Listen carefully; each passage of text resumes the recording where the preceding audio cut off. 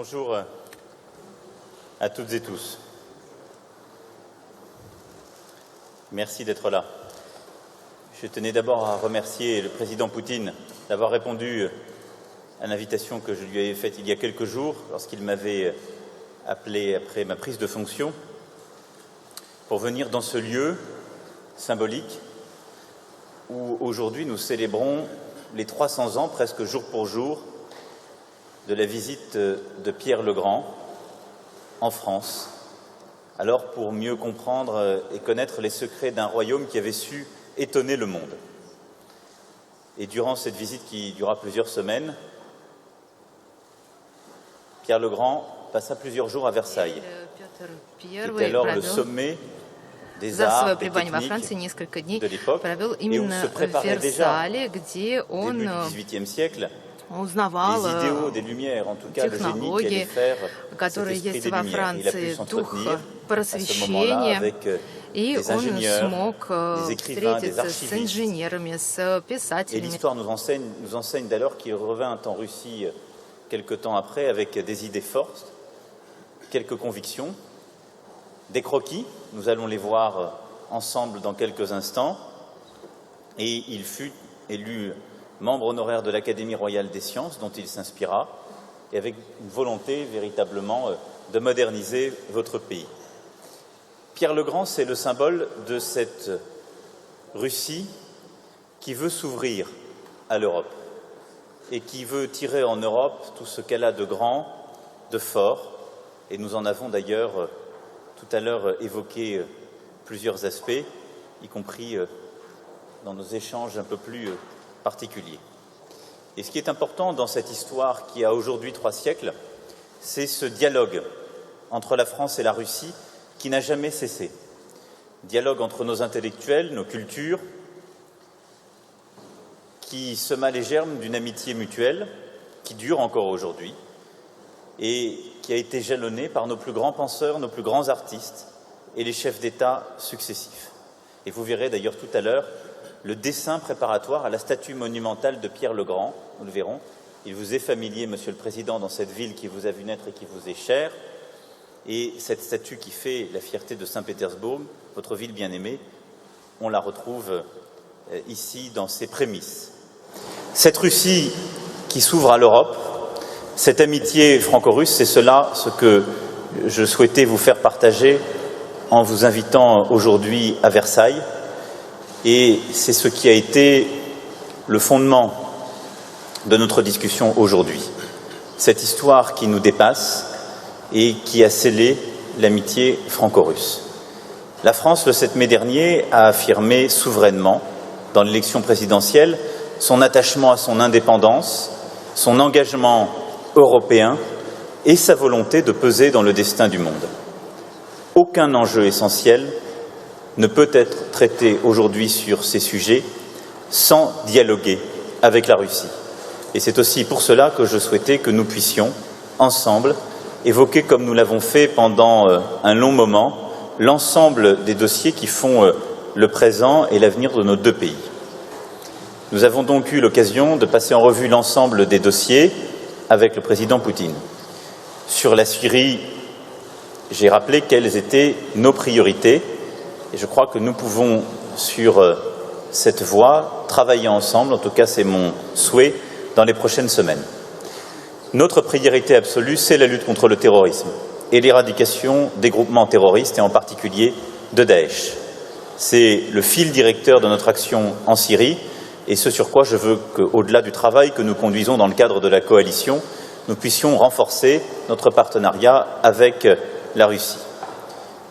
Ensuite, je souhaite que nous puissions organiser une transition démocratique, mais en préservant un État syrien. Je l'ai redit, je considère que dans la région, les États faillis sont une menace pour nos démocraties. Et on l'a vu à chaque fois, ils ont conduit à faire progresser les groupements terroristes. Et donc, mon souhait, c'est que nous puissions là aussi assurer la stabilité, la transition démocratique avec 2 volontés profondes que j'ai réaffirmées dans le dialogue que nous avons eu avec le président Poutine. La première, c'est qu'une ligne rouge très claire existait de notre côté, l'utilisation d'armes chimiques par qui que ce soit. Et donc, toute utilisation d'armes chimiques fera l'objet de représailles et d'une riposte immédiate, en tout cas de la part des Français. Et en la matière, je souhaite que d'ailleurs nous puissions échanger les informations utiles et travailler ensemble pour partager la lecture de la situation sur le terrain. Ensuite, la France sera vigilante pour que tous les accès humanitaires et les modalités d'évacuation humanitaire soient retenus sur l'ensemble des théâtres d'opération dans la région. Parce que là aussi, il y a un conflit dont la complexité n'est plus aujourd'hui à décrire, mais les populations civiles innocentes ne sauraient en être les victimes de, parfois, notre incapacité collective à prendre parti. C'est dans le cadre de ces principes que je souhaite que la coopération entre nos deux pays puisse se renforcer, avec une volonté qui est de trouver, dans la durée, une solution politique inclusive qui permettra, au-delà de l'éradication des terroristes, de ramener la paix en Syrie. Sur la situation en Ukraine, nous avons longuement parlé des différents points de détail et de mise en œuvre du processus dit de Minsk. Notre souhait, je crois pouvoir le dire, sous le contrôle du président Poutine, c'est que dans les meilleurs délais puisse se tenir à nouveau un échange sous le format dit Normandie, avec donc l'Allemagne et l'Ukraine, et qu'un bilan complet de ces éléments puisse être partagé, et en particulier que nous puissions, sous le format Normandie, avoir accès à un rapport détaillé de l'OSCE qui s'assure d'éléments extrêmement structurants et importants dans la région.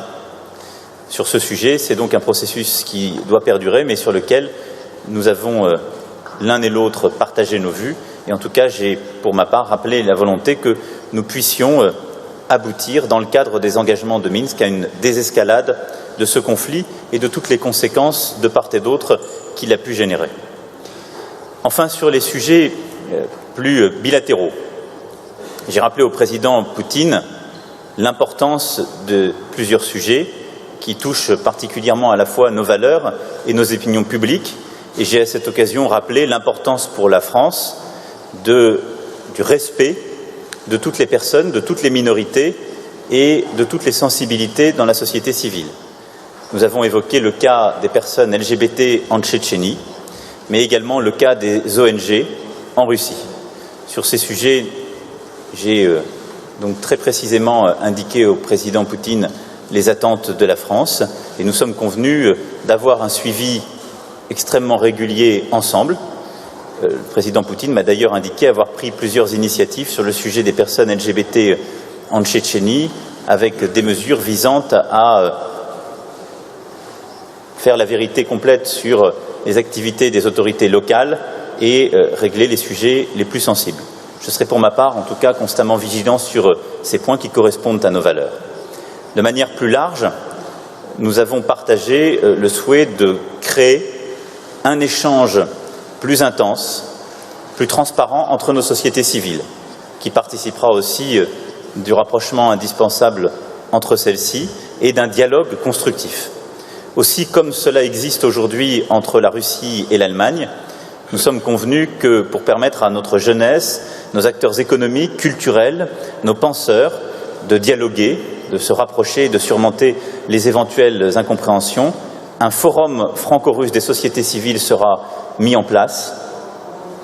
Le dialogue du Trianon, si je puis l'appeler ainsi en référence à l'exposition que nous allons voir dans quelques instants, qui permettra un travail plus étroit entre nos sociétés civiles, notre communauté de recherche, d'enseignement et notre jeunesse. Sur la relation bilatérale, mon souhait est en effet que nous puissions poursuivre et même intensifier celle-ci.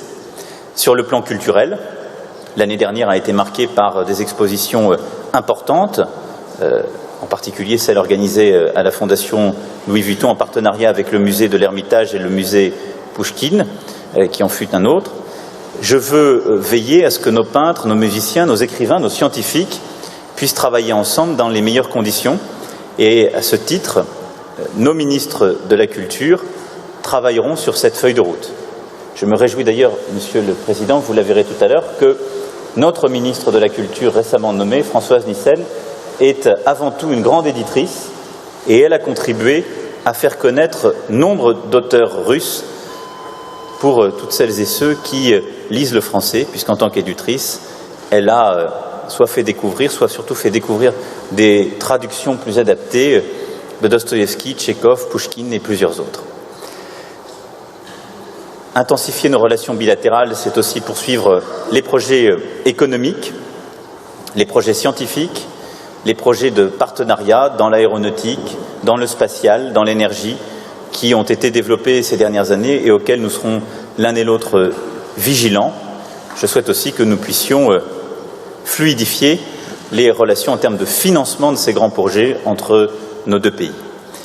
Voilà, Mesdames, Messieurs, Monsieur le Président, ce que je souhaitais en quelques mots rappeler de nos échanges, en souhaitant que l'un et l'autre, nous nous rappelions à chaque instant que cette histoire nous dépasse. Nous sommes ici dans cette galerie des batailles, elle célèbre beaucoup de victoires militaires. Mais ces victoires militaires ne doivent jamais faire oublier qu'elles étaient toujours le fruit d'incompréhension et qu'elles ont bien souvent fait tomber beaucoup d'hommes. Vous venez d'une ville et d'un pays qui s'est battu au début du siècle précédent pour la liberté, et en particulier la liberté de l'Europe.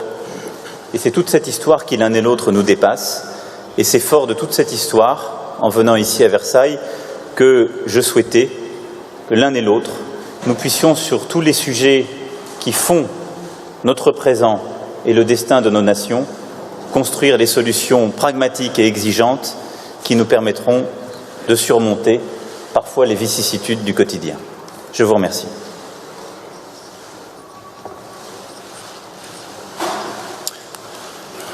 Уважаемый господин президент, Monsieur le Président, уважаемые дамы и господа, Mesdames et Messieurs, я со своей стороны тоже хочу de mon поблагодарить côté, je господина voudrais президента également remercier Monsieur le Président pour pour l'invitation de venir en France, dans dans ce cette très joli coin de la belle France, ville de Versailles, où je que n'ai j'ai jamais été visité avant.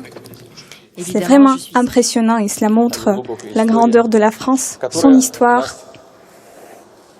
существенным образом объединяет qui nous réunit Россию и sérieusement. Францию, о чем говорит и выставка, La Russie et la которую мы France. сейчас только что Et l'exposition que nous allons visiter va le prouver. поездки Celle qui est dédiée à 300 русского царя реформатора ans Петра du I tsar réformateur Pierre le Grand en France. с поездки царя Петра во Францию. La visite de Pierre le Grand n'a pas été le début de l'histoire des relations franco-russes. Ces relations ont des racines beaucoup plus profondes. Vous connaissez que le public éclairé français connaissait la reine Anna, la fille de notre prince Yaroslav le Sage, qui était femme d'Henri Ier, et elle a contribué largement au développement de la France parce qu'elle a été l'une des fondatrices de deux dynasties européennes, des Bourbons et des Valois. L'une d'elles dirige toujours en Espagne, comme vous le savez. Mais nous avons vraiment discuté beaucoup plus de nos relations bilatérales, des relations entre la Russie et l'Union européenne. Nous avons évoqué les problèmes des points du monde difficiles et nous avons cherché une approche commune vers la solution des questions. Je suis persuadée que les intérêts fondamentaux de la Russie et de la France sont beaucoup plus importants que la conjoncture actuelle politique. C'est le business français qui le comprend le mieux, qui, je voudrais le dire, continue de travailler activement en Russie. Je vous rappelle qu'aucune des 500 sociétés n'a quitté notre pays malgré les restrictions du marché russe. Aucune d'elles n'a quitté le marché. En plus, nous voyons que nos collègues français sont intéressés à élargir notre coopération. L'année dernière, les investissements se sont vus rajouter 2,5 milliards de dollars. Et le chiffre d'affaires augmente. Il s'est multiplié de 14% et lors du premier quartier de cette année par 2,7%. Nous avons discuté en détail avec Monsieur le Président notre coopération humanitaire et nous avons assuré qu'il faut intensifier les échanges de la jeunesse. Il faut que plus de gens étudiants viennent de France en Russie et de Russie en France et doivent apprendre l'histoire et la culture, les langues des peuples de nos pays. Je remarquais qu'il y a beaucoup de personnes dans l'entourage de Monsieur le Président qui parlent russe. J'espère que ce ne sont pas les spécialistes de l'Union soviétique, mais sont des spécialistes de la Russie au sens large. Je pense notamment à la culture, à l'histoire de notre pays. Et cela donne une image positive. J'espère que nous allons avoir plus de partisans de notre pays, ici plus de personnes qui nous comprennent, qui nous sentent et avec qui on pourrait discuter en détail des choses qui sont de nos intérêts mutuels. L'exposition que nous allons voir présente des pièces très importantes de l'Ermitage qui sont liées à la visite de Pierre le Grand en 1717. Cette visite, qui a été, comme l'a dit Monsieur le Président, une des plus importantes dans les relations de nos pays et qui a déterminé le caractère amical de nos relations pour beaucoup d'années. Nous avons évoqué des questions clés, des questions bilatérales, celles de l'économie et de nos liens culturels. Nous avons également évoqué la crise ukrainienne. Nous avons évoqué les possibilités de régler le problème syrien. Il est clair que nous n'avons pas oublié les situations difficiles et même dangereuses du problème de l'énergie nucléaire en Corée du Nord, le programme de missiles en Corée du Nord. Nous sommes déterminés à chercher une solution commune pour ces problèmes, en sorte que cela n'aggrave pas la situation, mais l'améliore. Nous partageons l'idée que le but principal que nous avons, c'est la lutte contre le terrorisme. Monsieur le Président a proposé de créer une sorte de groupe de travail et d'échanger des délégations qui pourraient visiter Moscou, Paris et pratiquement, dans le sens pratique, établir la coopération dans la lutte contre le terrorisme. Cette menace qui est très dangereuse pour nous et les pays européens, y compris la France. En ce qui concerne le problème syrien, notre position est claire, je l'ai répété de nouveau à Monsieur le Président. Nous estimons que l'on ne peut pas combattre la menace terroriste en détruisant l'État dans les pays qui souffrent déjà de leurs contradictions intérieures. Mais je suis quand même persuadée que grâce à nos efforts communs contre le terrorisme, nous pouvons atteindre des résultats positifs. Mais je répète, on ne peut le faire que si nous réunissons en pratique ces efforts, en combattant cette peste du XXIe siècle. Je voudrais encore une fois remercier Monsieur le Président pour l'invitation. Il a évoqué le fait que Pierre le Grand a passé quelques semaines en France, mais on sait que dans le monde diplomatique, tout est mutuel et nous invitons donc Monsieur le Président à venir en Russie. J'espère qu'il pourra passer quelques semaines à Moscou. Merci beaucoup. Merci Monsieur le Président. Nous allons maintenant prendre les questions.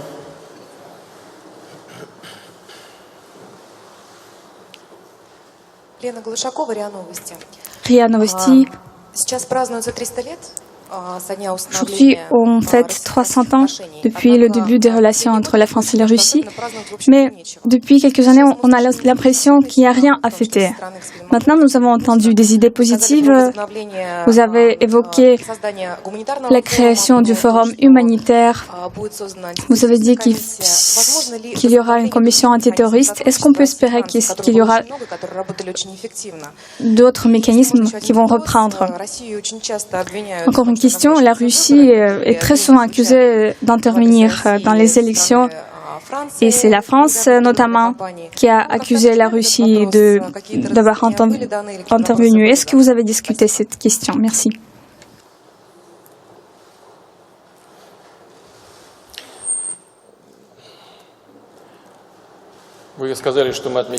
Vous avez dit que cela fait 300 ans depuis la visite de Pierre le Grand. C'était vraiment un événement important dans nos relations.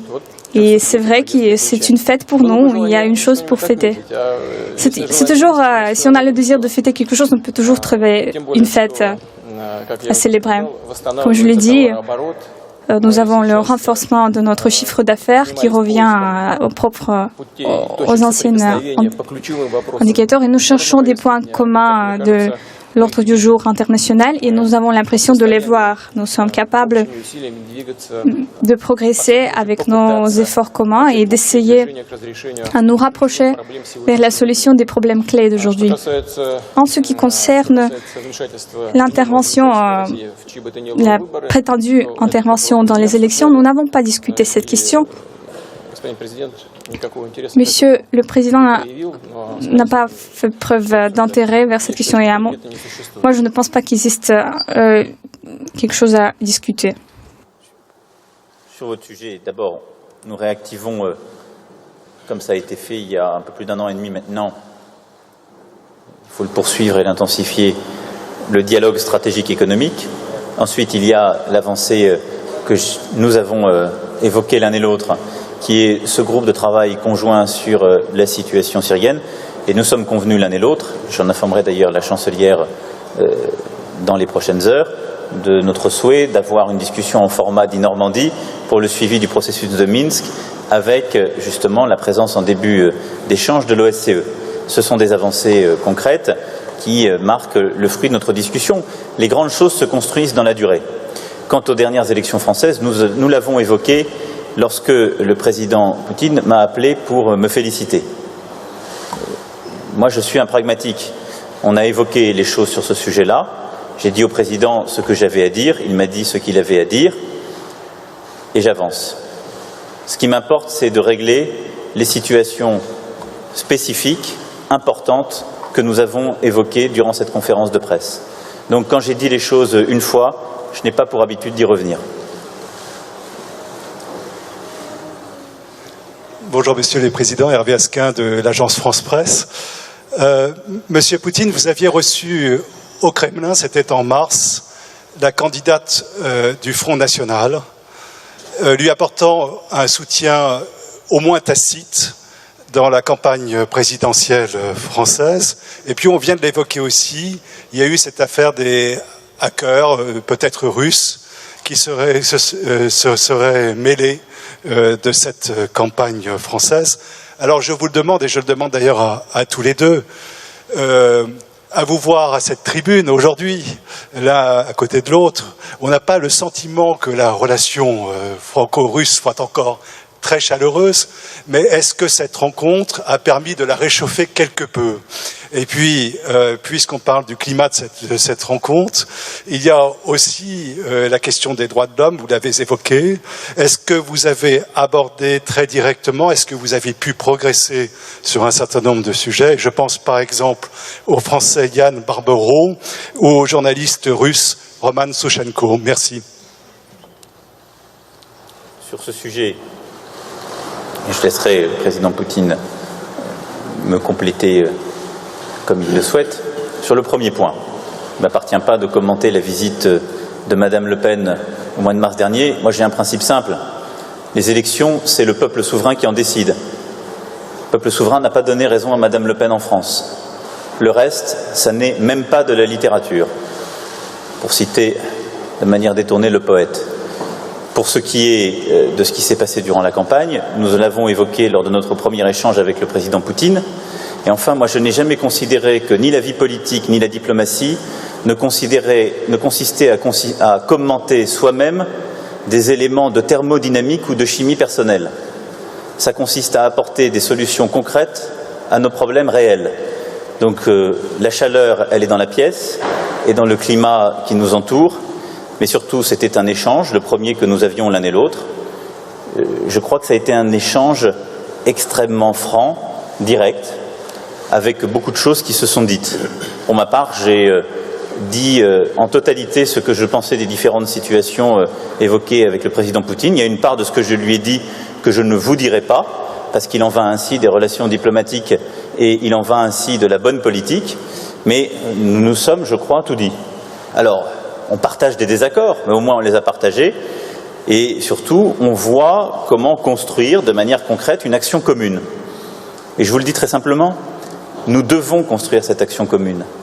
Parce que si on ne crée pas les conditions pour ce faire, nous n'avancerons pas sur les sujets évoqués. Si nous n'avons pas un dialogue franc, sincère, qui parfois, évidemment, est fait de désagréments, mais qui est exigeant de part et d'autre, nous n'arriverons à aucune avancée, ni sur le sujet ukrainien, ni sur le sujet syrien, pour ne citer que ces deux-là. Ensuite, sur le cas des droits de l'homme et des différents sujets, je l'ai évoqué tout à l'heure, nous en avons parlé. Pour les cas particuliers, nous les avons évoqués, et nous continuerons à le faire, mais ça n'est pas servir ces cas particuliers que de les évoquer en public.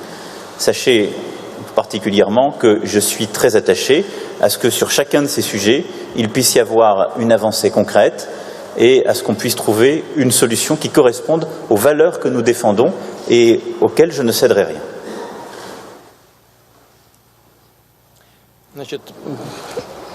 Первая часть или завершающая часть вашего вопроса по хакерам. Concernant les hackers. Обращаю ваше внимание на J'attire то, votre как этот attention вопрос был сформулирован. La formule de cette question. В всяком случае, перевод был такой. Si j'ai bien compris la traduction, vous avez demandé, vous avez dit, Что, может быть, on dit вмешивались российские que хакеры. les hackers russes ont peut-être participé à cela. Mes chers collègues, comment je peux donner des commentaires pour un sujet pareil? Quelqu'un a dit comment, en se basant sur quoi? C'est unclair. Et peut-être les hackers russes, ou peut-être pas. Et c'est en basant sur cela que nous faisons des conclusions.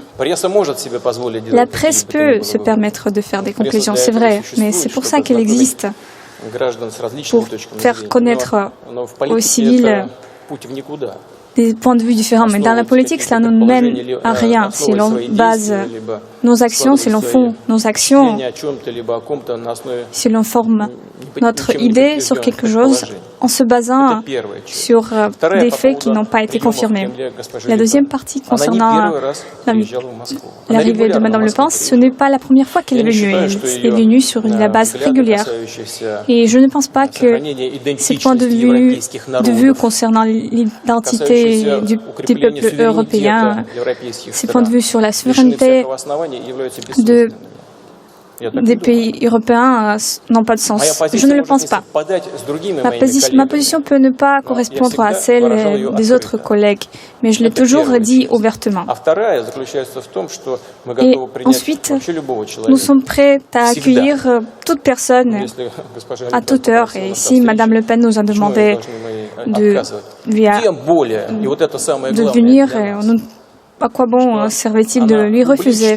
Et cela nous a été important qu'elle a toujours publiquement soutenu l'idée de développement des relations avec la Russie. Ce serait au moins étrange de notre côté de rejeter les hommes politiques européens qui ont envie d'avoir une coopération transversale avec la Russie. C'est ça la réponse. Mais cela ne veut pas du tout dire que nous avons essayé d'influencer les élections. Et même, c'est impossible parce que nous avons réellement compris les réalités de la vie politique en France. Pensez-vous qu'on ne savait pas les sondages, qu'on n'avait pas l'idée de ce qui se passait, qu'on ne savait pas qui soutenait la majorité des Français?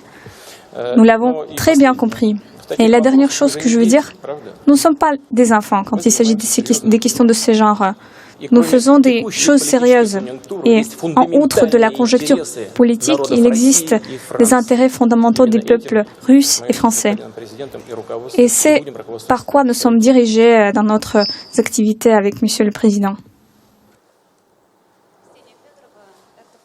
Ksenia Fedorova, RT France. Question concernant la Syrie. La situation en Syrie prouve qu'un pays a du mal à avoir des progrès importants dans le règlement de la crise. Pensez-vous, et si oui, dans quelle mesure la coopération entre la France et la Russie pourrait exister pour régler ce conflit. Et en ce qui concerne la campagne électorale en France, les journalistes russes ont eu des difficultés pour avoir accès à votre état-major. Comment allez-vous construire avec des journalistes étrangers? Merci.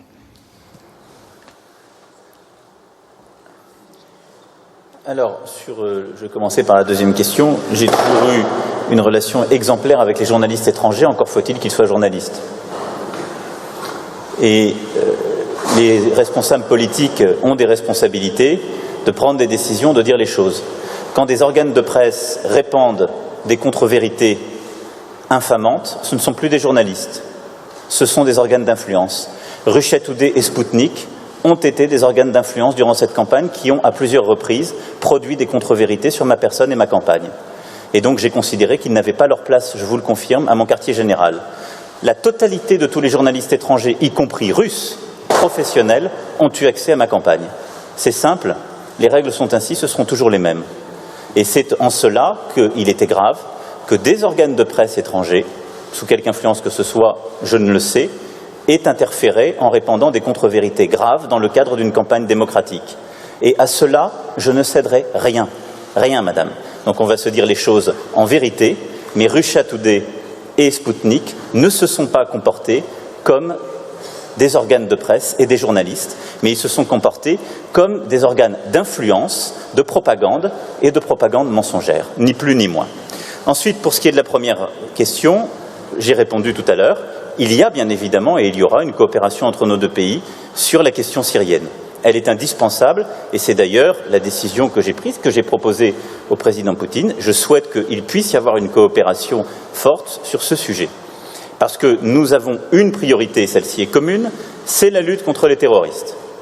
Elle est absolue, fondamentale, c'est la priorité des priorités. La deuxième chose que je souhaite poursuivre, c'est d'échanger nos informations pour être plus efficaces sur le terrain. Et ensuite, c'est que nous puissions éviter la désagrégation d'un État syrien, la fragilisation de la région, et qu'avec les deux lignes rouges, si je puis dire, que j'ai évoquées, intransigeance à l'égard de l'utilisation des armes chimiques et très grande exigence à l'égard des accès humanitaires, nous puissions avancer ensemble. Mon souhait, c'est celui-là. Je souhaite gagner la guerre contre les terroristes en Syrie et je souhaite qu'on puisse construire ensemble une paix durable et une stabilité politique en Syrie. Et cela passera par un travail conjoint dont nous avons aujourd'hui jeté les bases. On sait que la France apporte sa contribution dans la lutte contre le terrorisme en Syrie, dans le cadre de la coalition internationale dirigée par les États-Unis.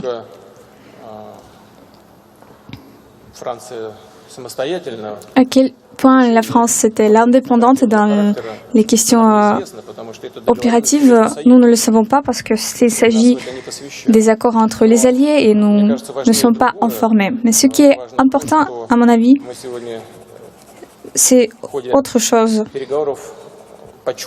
C'est ce que nous avons senti lors des négociations,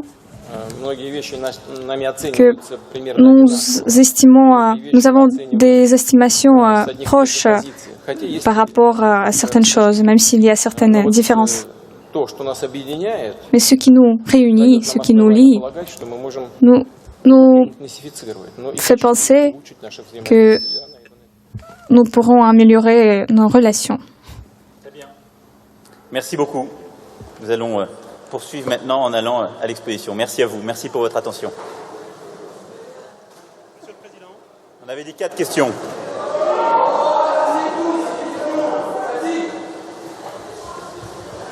le Président, il n'y a eu que 3 questions. J'en ai encore une pour vous. Non, parce qu'il y en avait 2. Voilà. Alors allez-y, les dernières. Oui. Bertrand Galichet, France Inter. Je voulais revenir sur la question de la Syrie pour une réponse assez précise de votre part sur le processus politique que vous appelez de vos voeux. Vous avez dit au G7 que la Russie, la Turquie et l'Iran qui travaillaient sur la question syrienne, ça ne vous convenait pas, que c'était une défaite pour l'Occident, ce sont les mots que vous avez employés. Est-ce que dans ce cadre-là, vous envisagez une reprise du dialogue politique avec l'État syrien, puisque vous voulez conserver un État et éviter le chaos. Est-ce que, par exemple, vous êtes prêt à rouvrir notre ambassade à Damas? Première question. Deuxième question concernant l'Ukraine.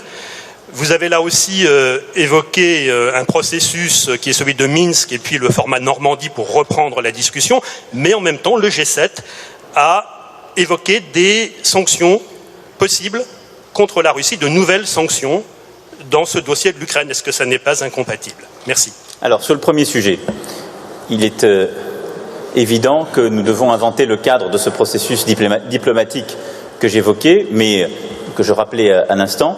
Mais je vous confirme, en effet, que ce qui s'est mis en place à Astana, qui a eu un mérite pour la désescalade militaire et la stabilisation militaire de la zone, ne peut être satisfaisant, en tout cas ne peut régler politiquement et diplomatiquement dans la durée la situation, et ne peut nous satisfaire compte tenu de ce que nous avons à connaître du conflit syrien.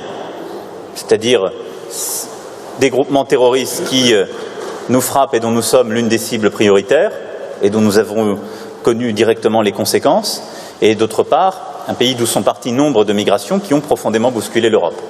Nous l'avons partagé avec le président Poutine. Mon souhait est en effet que nous ayons un cadre politique et diplomatique de discussion pour construire la paix. Et donc, dans ce contexte-là, il est indispensable de pouvoir discuter avec l'ensemble des parties en présence. Et donc, à ce processus, il faudra, qui va commencer par des échanges d'informations et de positions communes, adjoindre nombre d'autres partenaires et, en effet, discuter avec l'ensemble des parties prenantes du conflit syrien, y compris les représentants de M. Bachar el-Assad. Pour autant, la réouverture de notre ambassade à Damas n'est pas une priorité. En temps voulu, comment la chose se passe, vous savez, il y a beaucoup de gens qui font des déclarations sur les ambassades, ça n'est pas mon obsession. Mon obsession, c'est d'avoir une feuille de route diplomatique et politique claire qui permette de construire la paix et de stabiliser cette région en même temps que nous éradiquons les terroristes. Voilà. Donc il y aura derrière beaucoup de pragmatisme, mais je rappelle les deux exigences que j'ai posées. Il n'y aura aucune faiblesse s'il y a quelque utilisation que ce soit d'armes chimiques, et une riposte immédiate, et il y aura à chaque fois la recherche de toutes les solutions humanitaires et des accès humanitaires dans tous les théâtres d'opération qui l'imposent. Donc ça, c'est sur le sujet syrien, et c'est ce sur quoi nous travaillerons les prochaines semaines et les prochains mois. Sur le sujet ukrainien, je vous confirme qu'à ce stade, G7 a eu des propos qui n'excluaient pas une escalade si besoin était. Mon souhait, ce n'est pas qu'il y ait une escalade. Mon souhait, c'est que nous arrivions, dans le cadre des accords de Minsk, à, au contraire, trouver les solutions et à ce que, côté ukrainien et côté russe, il y ait une désescalade, compte tenu de tous les détails et toutes les situations que nous avons ensemble évoquées. Et donc, dans ce contexte-là, nous allons, dans les prochains jours ou les prochaines semaines, avoir une discussion en format Normandie qui permettra de faire une évaluation complète de la situation. Et c'est aussi pour cela que nous avons souhaité qu'il puisse y avoir un rapport préalable de l'OSCE qui exprime aux quatre parties prenantes la réalité, en particulier des situations d'armement aux frontières et des zones de conflit, puisque l'OSCE, comme vous le savez, est en charge d'accéder à chacune de ces zones et d'en rendre compte. Voilà, de manière très transparente, ce que je souhaite. Et donc, ce à quoi nous devons œuvrer collectivement, c'est plutôt à ce qu'il y ait tout au moins une stabilisation, mais plutôt une désescalade des choses, dans le cadre des accords de Minsk et du respect du processus défini. De mon côté, je voudrais vous remercier pour la deuxième partie de votre question. Surtout, vous avez demandé comment les sanctions contre la Russie vont aider à normaliser la crise dans le sud-est de l'Ukraine. Aucunement. C'est pourquoi je m'adresse à vous et aux représentants des médias français. Lutter pour l'abolition de toutes les restrictions de l'économie mondiale, parce que c'est seulement l'abolition de ces restrictions, la concurrence libre, tout cela peut aider au développement de l'économie mondiale et faciliter la lutte contre le chômage et l'amélioration du niveau de vie de nos citoyens. Merci beaucoup pour votre question. Là, on est bon. Pardonnez-moi. Merci beaucoup. Je crois qu'il y en avait 4. On est bon? C'est bon, hein? Merci. Faites-la passer. Merci à vous. Très bien.